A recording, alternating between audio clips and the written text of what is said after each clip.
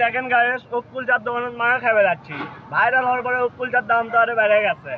দেখেন দর্শকের ভিড় জমে গেছে। আর কি কম স্বাধীন, তুমি কিছু কম মাখা টাকা খাবে যাচ্ছি। উপকূল চার মাখা কেমন ঠিকানাটা অসাধারণ বলতে উপকূল চার মাখা আগের থেকে অনেক ভালো লাগে। আগের থেকেই আমরা অনেক খাই, ছোট থেকেই খাই।